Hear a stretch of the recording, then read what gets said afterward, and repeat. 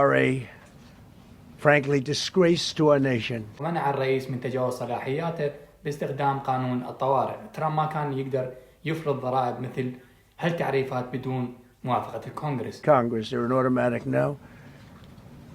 They're against anything that makes America strong, healthy. اوكي يا جماعة، اليوم خبر كبير من أمريكا. المحكمة العليا الأمريكية ضربت قرارات ترامب بالرسوم الجمركية الضخمة اللي فرضها على العالم كله. خلونا نشرح السالفة بسرعة ونفهم ليه القرار مهم لكل الاقتصاد العالمي. لكن قبل هذا أسألكم اشتراك بالقناة، دروب لايك، دروب كومنت. Let me know what you think about the story. يعني يلا ندخل في الموضوع. في 20 فبراير 2026 المحكمة العليا قالت بأغلبية 6 ضد 3 أن ترامب تجاوز صلاحياته، استخدم قانون قديم من 1977 اسمه IEEPA يعطي الرئيس صلاحيات في حالات الطوارئ الاقتصادية أو الأمنية. ترامب قال تدفق المخدرات والعجز التجاري طوارئ، وفرض تعريفات عالية حتى 145% على سلع صينية، 25% على كندا والمكسيك، و10% أو أكثر على بقية الدول. لكن المحكمة برئاسة القاضي جون روبرتس قالت لا، القانون يسمح بتنظيم التجارة بس مو فرض ضرائب جديدة. التعريفات الجمركية سلطة الكونغرس مو الرئيس، وابطلت كل التعريفات. طبعا هذا أول استخدام من نوعه من 50 سنة. التأثيرات القرار يعني أن الحكومة الأمريكية ممكن ترجع 150 إلى 175 مليار دولار للشركات اللي دفعت الرسوم. أسعار كثير من السلع ممكن تنزل والاقتصاد يرتاح شوي من الضغط. ترامب ما سكت طبعا، وطلع في مؤتمر صحفي اللي راح نشوفه بعد قليل، وقال القرار مخيب وعار على بعض القضاة، وأعلن أنه راح يفرض تعريفة جديدة 10% عالمية بقانون ثاني عشان يحافظ على سياسته. طبعا الردود الديمقراطيين فرحانين وقالوا هذا ضبط مهم لسلطة الرئيس الزايدة. بعض الجمهوريين كمان قالوا التعريفات لازم تكون بموافقة الكونغرس. السالفة كبيرة طبعا لأنها تظهر حدود صلاحيات الرئيس في التجارة، وممكن تغير مسار الاقتصاد الأمريكي والعالمي. خلونا نشوف المؤتمر الصحفي الفاشل من الفاشل دونالد ترامب. It's a lot of people. That's a new record. We set a record every time. Well, thank you very much for being here. The Supreme Court's ruling on tariffs is deeply disappointing, and I'm ashamed of certain members of the court, absolutely ashamed, for not having the courage to do what's right for our country. I'd like to thank and congratulate Justices Thomas, Alito, and Kavanaugh for their strength and wisdom and love of our country, which is right now very proud of those justices. When you read the dissenting opinions, there's no way that anyone can argue against them. There's no way. Foreign countries that have been ripping us off for years are ecstatic. They're so happy. And they're dancing in the streets, but they won't be dancing for long. That I can assure you. The Democrats on the court are thrilled, but they will automatically vote no. They're an automatic no, just like in Congress. They're an automatic no. They're against anything that makes America strong, healthy, and great again. They also are a, frankly, disgrace to our nation, those justices. They're an automatic no, no matter how good a case you have. It's a no. But you can't knock their loyalty. It's one thing you can do with some of our people.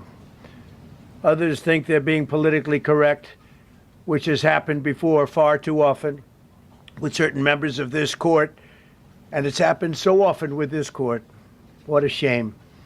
Having to do with voting in particular, when in fact they're just being fools and lapdogs for the rhinos and the radical left Democrats, and not that this should have anything at all to do with it. They're very unpatriotic and disloyal to our Constitution. It's my opinion that the court has been swayed by foreign interests and a political movement that is far smaller than people would ever think. It's a small movement. I won by millions of votes. We won in a landslide. With all the cheating that went on, there was a lot of it, but we still won in a landslide. Too big to rig. But these people are obnoxious, ignorant, and loud. They're very loud. And I think certain justices are afraid of that. They don't want to do the right thing. They're afraid of it. This was an important case to me, more as a symbol of economic national security, and also, I would say, just for our country itself, so important, because we're doing so well as a country. We've never done so well. The good news is that there are methods, practices, statutes, and authorities as recognized by the entire court in this terrible decision, and also as recognized by Congress, which they refer to, that are even stronger than the IEEPA tariffs available to me as President of the United States. And in actuality, I was very modest in my ask of other countries and businesses because I wanted to do, and it's very important, I wanted to be very well behaved because I wanted to do anything, I didn't want to do anything that would affect the decision of the court, because I understand the court. I understand how they are very easily swayed. I want to be a good boy. I have very effectively utilized tariffs over the past year to make America great again. Our stock market has just recently broken 50,000 on the Dow, and simultaneously, and even more amazingly, broken 7,000 on the S&P, two numbers that everybody thought upon our landslide election victory could not be attained. Think of that. Nobody thought it was possible to do it within 4 years, and we did it in 1 year. They said, you'll never be able, you'll go back and you read the geniuses, read their statements, all of the Nobel Prize winners in economics. They said, no, you couldn't do it in 4 years. Well, we didn't do it in 4 years. We did it in 1 year. We broke every record in the book, and we're continuing to do so. Tariffs have likewise been used to end 5 of the 8 wars that I settled. I settled 8 wars, whether you like it or not, including India, Pakistan, big ones, nuclear, could have been nuclear. Prime Minister of Pakistan said yesterday at the great meeting that we had, the Peace Board, he said yesterday that President Trump could have saved 35 million lives by getting us to stop fighting. They were getting ready to do some bad things. But they've given us great national security, these tariffs have. And together with our strong borders, reduced fentanyl coming into our country by 30%. When I use them as a penalty against countries illegally sending this poison into our country to poison our youth. All of those tariffs remain. They all remain. I don't know if you know that or not. They all remain. We're still getting them, and we will after the decision. I guess there's nobody left to appeal to. But again, those 3 people, such respect. I've had a lot of respect for them anyway, but such great respect. But other alternatives will now be used to replace the ones that the court incorrectly rejected. We have alternatives, great alternatives. Could be more money. We'll take in more money, and we'll be a lot stronger for it. We're taking in hundreds of billions of dollars. We'll continue to do so. To show you how ridiculous the opinion is, however, the court said that I'm not allowed to charge even $1. I can't charge $1. Can't charge $1. I would have used 1 penny, but we don't make the pennies anymore. We save money. Can't charge $1 to any country under IEEPA. Not $1. I assume to protect other countries. This must have been done to protect those other countries, certainly not the United States of America, which they should be interested in protecting. That's what they're supposed to be protecting. But I am allowed to cut off any and all trade or business with that same country. In other words, I can destroy the trade. I can destroy the country. I'm even allowed to impose a foreign country destroying embargo. I can embargo. I can do anything I want, but I can't charge $1. Because that's not what it says. And that's not the way it even reads. I can do anything I want to do to them, but I can't charge any money. So I'm allowed to destroy the country, but I can't charge them a little fee. I could give them a little, two 2-cent fee, but I cannot charge under any circumstances. I cannot charge them anything. Think of that. How ridiculous is that? I'm allowed to embargo them. I'm allowed to tell them you can't do business in the United States anymore. We want you out of here. But if I want to charge them $10, I can't do that. It's incorrect. Their decision's incorrect. But it doesn't matter because we have very powerful alternatives that have been approved by this decision. You know, they've been approved by the decision for those that thought they had us. And they're saying that I have the absolute right to license, but not the right to charge a license fee. So think of that. I have the right to license, which is a very powerful word. In many ways, license is more powerful than tariffs. In fact, I was thinking about using it. But they came up with the idea that I can license, just like the people that were opposing me told them to do, but not the right to charge a license fee. Think of that. Who ever heard of such a thing? What license has ever been issued without the right to charge a fee? You get a license, you charge a fee. It's automatic, but not with this court. But now the court has given me the unquestioned right to ban all sorts of things from coming into our country, to destroy foreign countries, but a much more powerful right than many people ever thought we even had, but not the right to charge a fee. How crazy is that? Our country is the hottest country anywhere in the world right now. And it was a dead country 1.5 years ago under an incompetent president. But now I'm going to go in a different direction, probably the direction that I should have gone the first time, but I read the language. I'm very good at reading language, and it read our way 100%, but now I'll go the way I could have gone originally, which is even stronger than our original choice. As Justice Kavanaugh, whose stock has gone so up, you have to see, I'm so proud of him, wrote in his dissent, although I firmly disagree with the court's holding today, the decision might not substantially constrain a president's ability to order tariffs going forward. So, think of that. The decision might not substantially constrain. And it doesn't, he's right. In fact, I can charge much more than I was charging.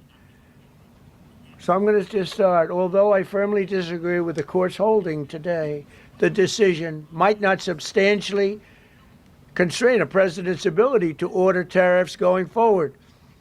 That's because numerous other federal statutes, which is so true, authorize the president to impose tariffs and might justify most, if not all, of the tariffs issued in this case. Even more tariffs, actually. Those statutes include, think of that, those statutes include, for example, the Trade Expansion Act of 1962, Section 232. All of these things I know so well. The Trade Act of 1974, Sections 122, 201, 301. And the Tariff Act of 1930, Section 338, all clear. But it's a little bit longer process.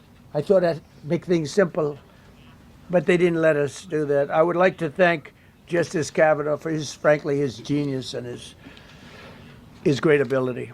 Very proud of that appointment.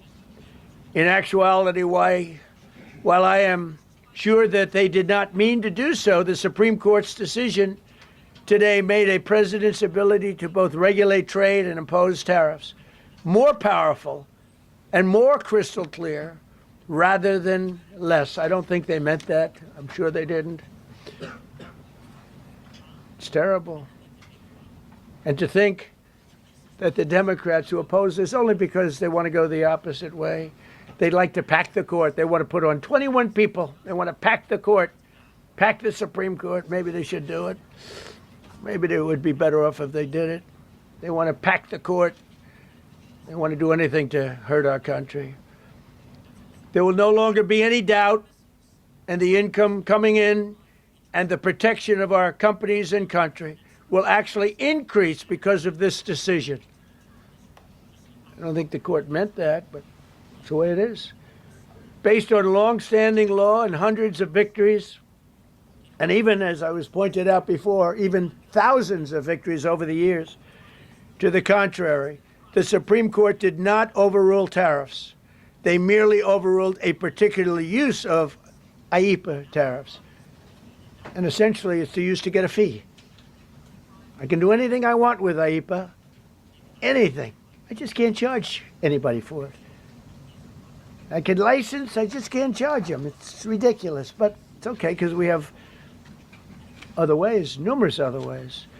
The ability to block, embargo, restrict, license, or impose any other condition on a foreign country's ability to conduct trade with the United States under IEEPA has been fully confirmed by this decision. So now there's no doubt, because, you know, there were a lot of questions about tariffs because no president was smart enough to use them to protect our country from those countries and businesses that were ripping us off. You took a look at the deficits that we had with some of these countries. It was disgraceful what they got away with for many, many decades. But now we know, because this decision affirms all those things that some people weren't sure about.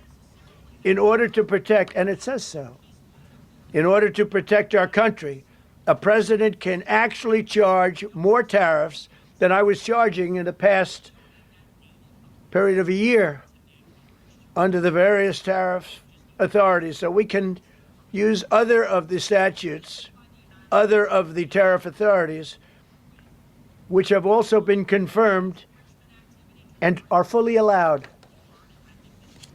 Therefore, effective immediately, all national security tariffs under Section 232 and existing Section 301 tariffs, they're existing, they're there, remain in place, fully in place, and in full force and effect. Today, I will sign an order to impose a 10% global tariff under Section 122 over and above our normal tariffs already being charged. And we're also initiating several Section 301 and other investigations to protect our country from unfair trading practices of other countries and companies. Thank you for your attention to this matter, and I say quite simply, which I've said for a long time, make America great again. And interestingly, we've already made it great, so I don't have to use that, but I don't think we'll ever. طبعا يا جماعة مثل ما شفنا كان معصب وما يعرف ايش يسوي. برأيي القرار صحيح دستوريا لأنه حمى سلطة الكونغرس في فرض الضرائب ومنع الرئيس من تجاوز صلاحياته باستخدام قانون الطوارئ. ترامب ما كان يقدر يفرض ضرائب مثل هالتعريفات بدون موافقة الكونغرس. طبعا التأثيرات الاقتصادية معروفة مثل ما تعرفون. اقتصاديا التعريفات ضرت الأمريكيين برفع الأسعار وخسارة وظائف، والقرار راح يرجع مليارات الدولارات للناس ويخفف الضغط. خطوة ممتازة برأيي نحو اقتصاد أفضل ودستور أقوى. طبعا في الختام أنا مع القرار تماما. أنتم شنو رأيكم؟ اكتبوا لي في الكومنتات. أسألكم اشتراك بالقناة, drop a like, drop a comment. Let me know what you think about the story. And like always guys, see ya.